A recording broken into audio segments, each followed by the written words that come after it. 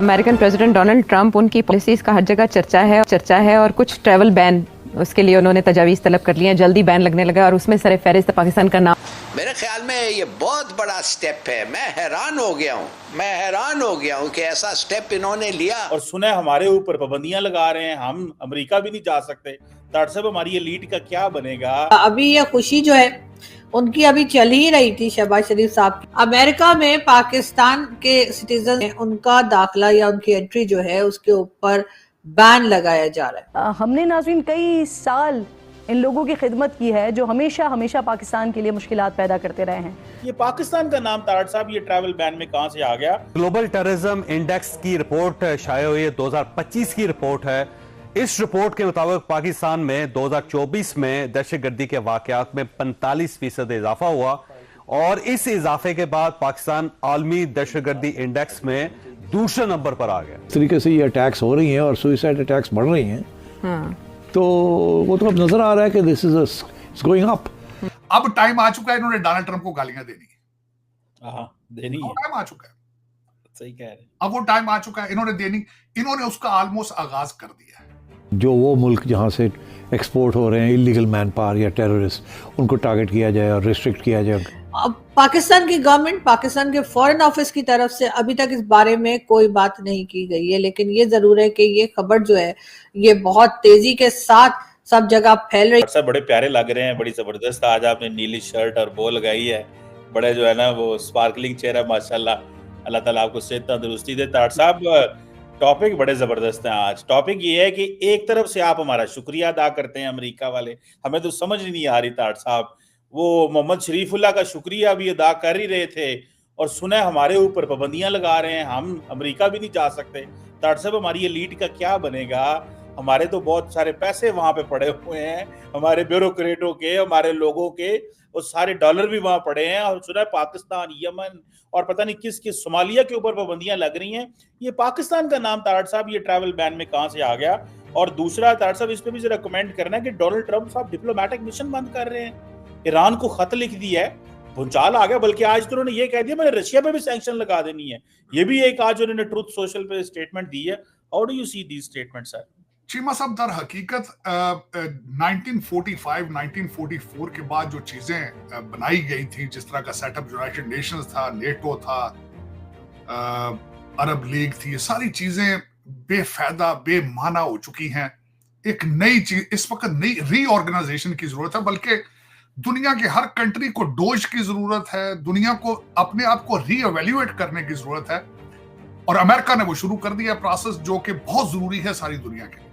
चीमा साहब, दर हकीकत मैंने शायद पहले भी आपको एक दफा अर्ज किया था कि योल्टा 2 हो रहा है। हेनरी किसिंजर का दौर, जो जिस तरीके से चाइना को उस वक्त साइड पे किया गया था, अब रशिया को साइड पे करने का वक्त आ चुका है। तो दर हकीकत अगर कड़ियां जोड़ी जाए तो सारा सफर उसी साइड पे जा रहा है।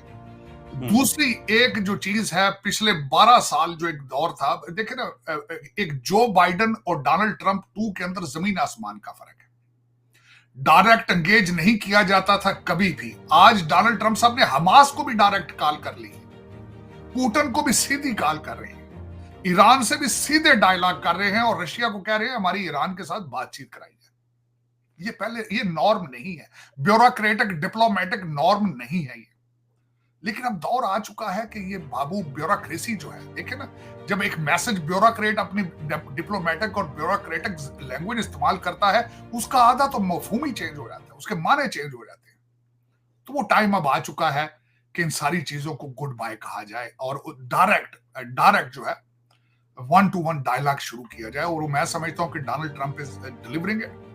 उन्होंने अगले दिन जो 100 मिनट का स्पीच दी है, लॉन्गेस्ट स्पीच, और कौम के सामने उन्होंने उस दिन जो डेमोक्रेट पार्टी का जो ओबामा बाइडन ने बड़ी मेहनत की है, ओबामा ने खैर बदला लिया है अमेरिका से बड़ी मेहनत के साथ, उसके जनाजे में उन्होंने आखिरी कील ठोक दी। मैं अर्ज करना चाहूंगा, मैं इंटरनल भी 2-4 चीजें बताना चाहूंगा। चीमा साहब, यहां तक हुआ है कि वॉशिंगटन डीसी, जो कि स्टेट नहीं है सिटी है, और ये पहले कभी कांग्रेस इसको मैनेज करती थी उनको, क्योंकि इस वक्त वॉशिंगटन डीसी के अंदर 40% काले अफ्रीकन अमेरिकन रहते हैं, उनको भी कहा गया है कि हम अब इसका चार्ज आपसे वापस ले लेंगे, कांग्रेस वापस ले लेगी, अपने आप को ठीक करो, हाउस अपना काम करो।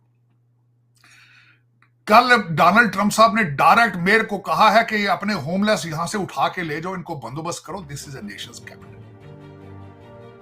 चीमा साहब, दूसरा जो एक वोक कल्चर, DEI और जो कुछ हमारे ऊपर इन्फोर्स किया गया 12 साल से, वैसे बराक ओबामा खुद DEI की पैदावार थे।